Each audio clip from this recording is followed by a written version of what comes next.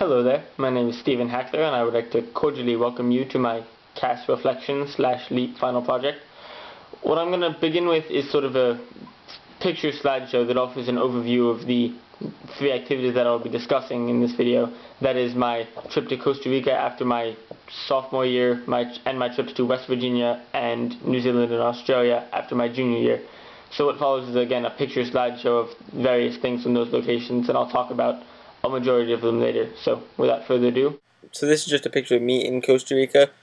And the following are just some local species of flora and fauna that we encountered that emphasize the tropical nature of the environment, and I'll touch on the importance of that later on, but for now just these are some of the creatures and different plants and animal species that we encountered.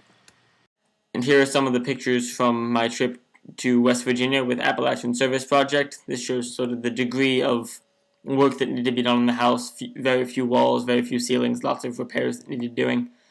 Here's me and a few of my teammates working on drywall, me working on a ceiling, and my father and I working to fix holes in the floor. And I'll discuss these activities at length later on. This is our trip to Australia and New Zealand. This is sort of our group in front of the Sydney Harbour.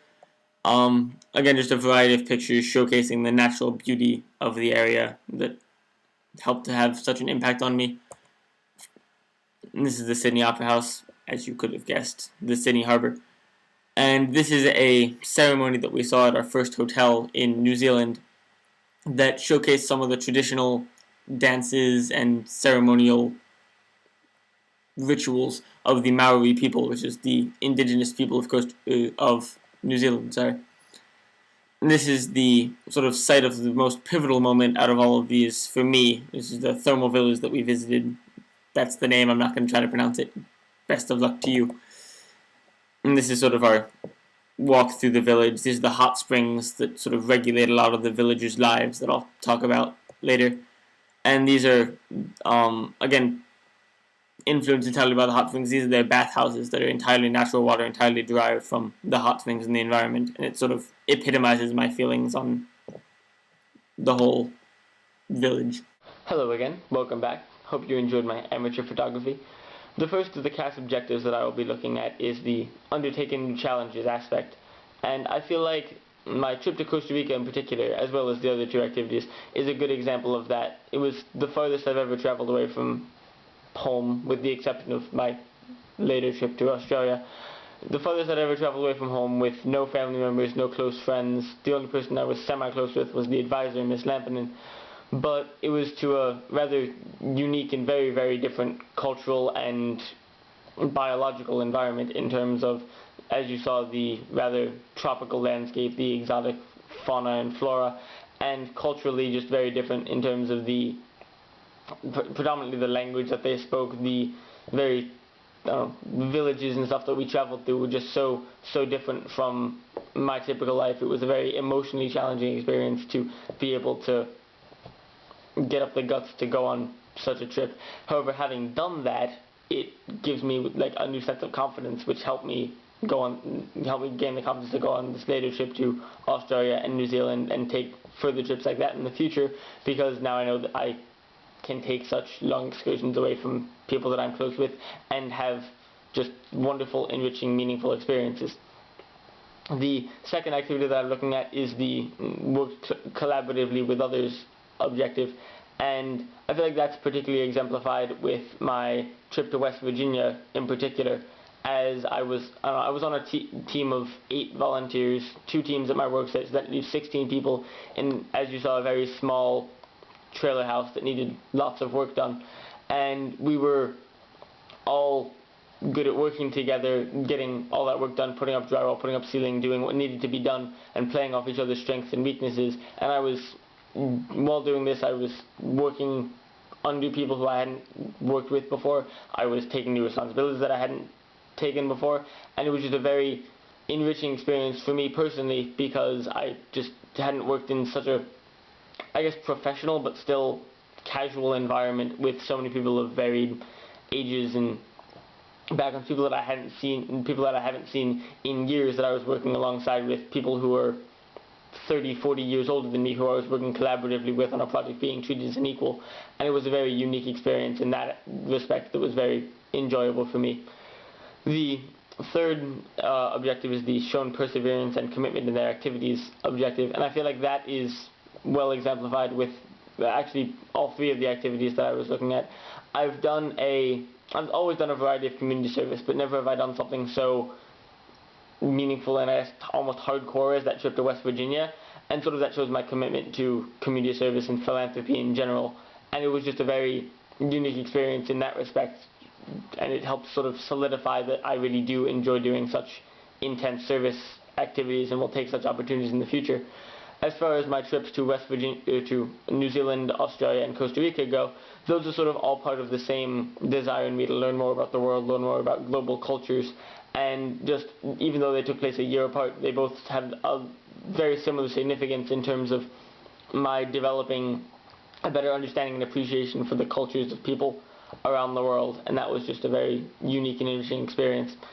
Tied in with that, the next objective is engaged with issues of global importance, and I feel like, particularly with my trip to West Virginia, my trip to Australia and New Zealand, with a specific event that I'll touch on in a minute, I just got such a deeper appreciation for global cultures and a better understanding for the way various societies exist and they live, and such a different appreciation for that. Specifically, those last few pictures from Australia were from the geothermal village that we visited that had very prevalent hot spring activity in the area, and the entirety of the lifestyle of the villagers was centered around these hot springs. Their cooking, their bathing, their cleaning, everything was centered around these hot springs. That last picture again was their bathhouses that they used natural spring water for, and it just, every single aspect of their lives were regulated by and tied to these hot springs.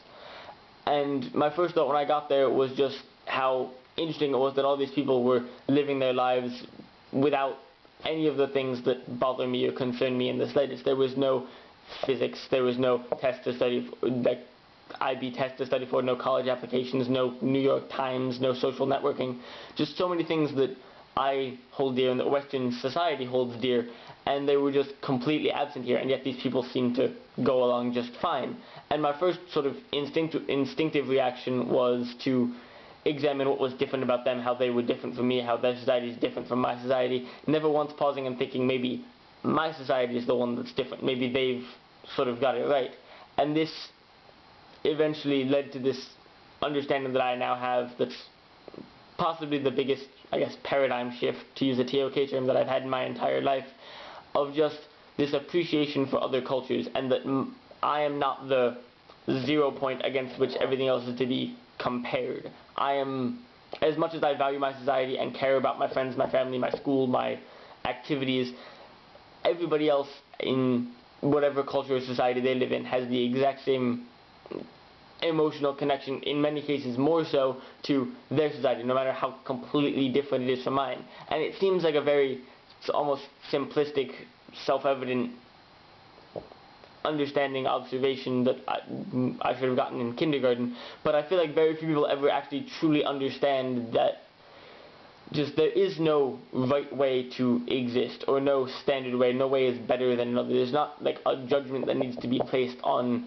people's cultures and how they live and survive. It's just a matter of looking at the way others survive and just appreciating it, not comparing it to your life, not comparing your life to theirs, just appreciating the dedication and love that they have for all the aspects of their life, and acknowledging that their way of life and how much they care about their living is identical to the way that you care about yours.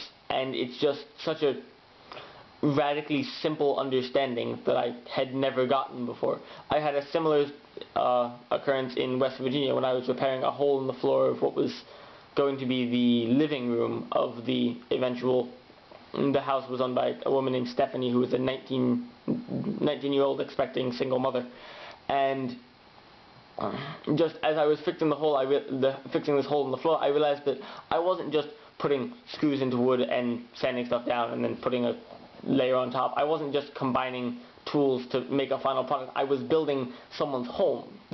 Stephanie would care about her living room and do all sorts of things in her living room and care about the floor and everything there as much as I care about and enjoy the things in my house, even though when it boils down to it, it's just wood and nails and engineering. But it's so much more than that. And just this understanding that the things around us and just the inherent sort of value that there is in everything and all the people and cultures and ideas and things that are in our lives, it's just, again, such a radically simple understanding that I now have. Just it allows me to appreciate the simple beauty in everything that I come in contact with, not judge it, not quantify it, just appreciate it and understand the values of it without comparing them to mine or judging them for it.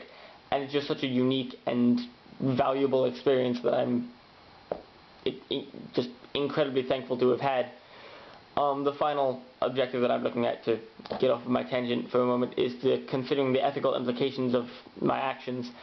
And particularly with this trip to West Virginia, I feel like I did that. With any sort of community service, there's always a matter of ethical implications. It quickly becomes a political debate how much we should assist those in need and how much that just makes them more dependent.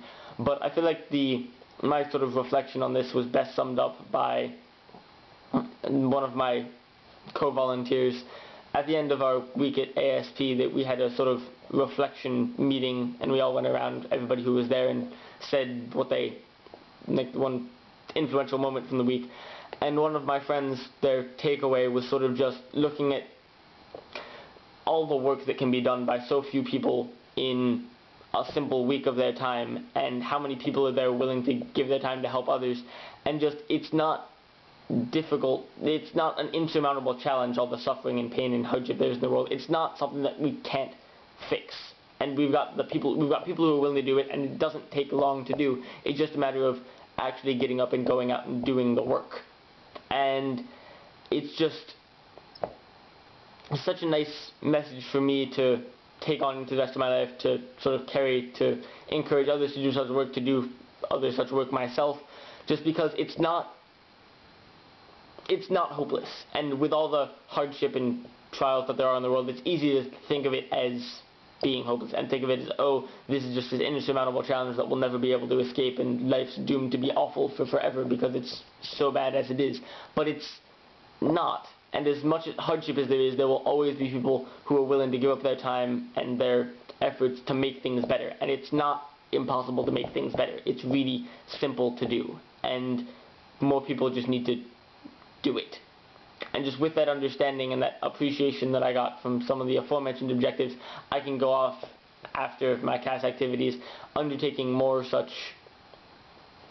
activities that require me to help others, or allow me to help others and experience other cultures and other ways of living, and just increase an appreciation, like an individual appreciation for them, and just understand the beauty in everything around me, and while I'm at it, help others, help them better their lives, because it's not an insurmountable challenge. And that, combined with the just appreciation for other cultures, are the two major things that I've taken away from my CAS experience, are just the inherent value that there is in everything, in cultures, in things, in people, in places, as well as the benefits to helping others, and just that it's not impossible, that it's something we can do and that we should do, and that I will continue to do because I truly love doing it.